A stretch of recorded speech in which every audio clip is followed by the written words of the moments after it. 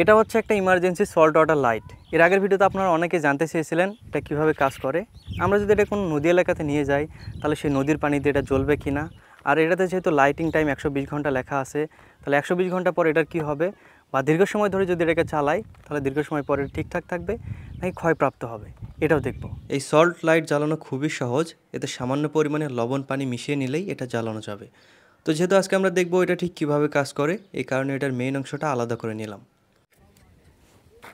এটাই হচ্ছে মেইন অংশটা, এটার ভিতরেই ইলেকট্রোড আছে, সেই সাথে সার্কিট লাইট সব কিছু আছে। আপনাদের সহজভাবে বোঝানোর জন্য উদাহরণ হিসেবে এরকমই আরেকটা জিনিস তৈরি করে দেখাচ্ছি। এখানে ইলেকট্রোড হিসেবে অ্যালুমিনিয়াম বা চাইনিজ পেরেক যেটাকে বলি, এরকম একটা পেরেক নিচ্ছি, সেই সাথে একটা কপারের তার নিচ্ছি। এরকম একটা গ্লাসে কিছু পরিমাণ পানি নিয়ে নিচ্ছি।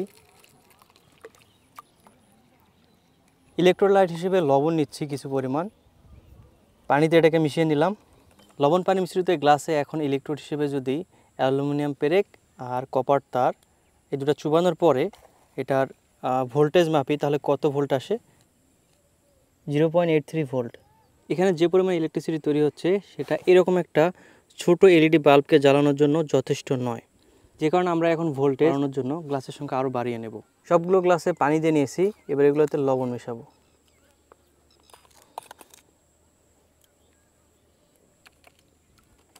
এখন পেরেকের সঙ্গে এই কপার তারটা এভাবে জড়িয়ে নিচ্ছি। এরপর এগুলোকে সিরিজ কানেকশনে দিয়ে নেব। এই গ্লাসে আছে অ্যালুমিনিয়াম পেরেক আর এটাতে আছে কপার তার। এইভাবে পরেরটাতে যেহেতু কপার তার আছে, এটাতে অ্যালুমিনিয়াম পেরেক রাখলাম আর পরেরটাতে কপার তার রাখলাম।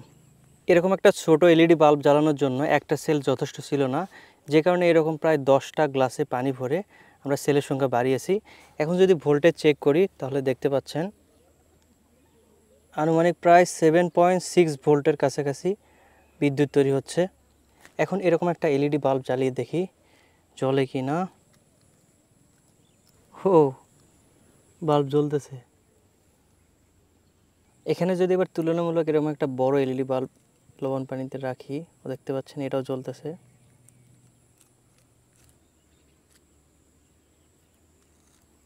এখানে এতগুলো গ্লাসের পরিবর্তে যদি একটা গ্লাসেই এই সল্ট ওয়াটার লাইটটা চুবাই তাহলে দেখতে পাচ্ছেন এটা জ্বলতেছে। ঠিক সেমভাবে যদি সল্ট ওয়াটার লাইট সেটআপের কথা বলি, এখানে আছে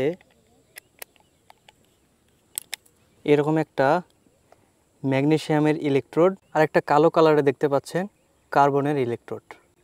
আর এই দুটো যাতে এক জায়গায় না হয়, যে কারণে দুটোর মাঝখানে একটা প্লাস্টিকের আবরণ দেওয়া হয়েছে।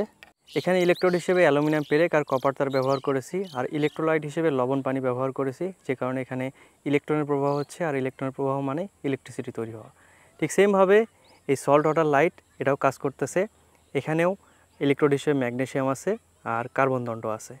যখনই আমরা লবণ পানিতে এটা চুবাচ্ছি তখন এখানে ইলেকট্রনের প্রবাহ হচ্ছে আর এখান থেকে ইলেকট্রিসিটি তৈরি হচ্ছে, যে কারণে বাল্বগুলো জ্বলতেছে।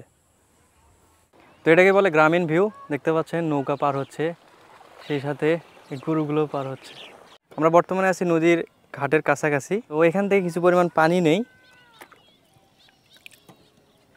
এর মাঝে যদি সল্ট লাইটকে রাখি, নো রেসপন্স,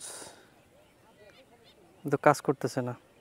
নদীর পানিতে কিছু পরিমাণ লবণ মিশিয়ে নিয়েছি, এবার এটাকে চুবানোর ফলে কি জ্বলতেছে? হ্যাঁ, বাল্ব জ্বলতেছে। তো তার মানে এটা প্রমাণিত হলো এই নদীর পানিতে যে আয়নগুলো আছে, এই আয়নগুলো এই বাল্বটাকে জ্বালানোর জন্য বা সল্ট লাইটটাকে জ্বালানোর জন্য যথেষ্ট না। এই লাইটকে এ পর্যন্ত প্রায় 15 থেকে 20 বারের মতো 7 থেকে 8 ঘন্টার মতো জ্বালিয়েছি। এই সময়ের মধ্যেই ম্যাগনেসিয়াম দণ্ড অনেকটাই ক্ষয়প্রাপ্ত হয়েছে।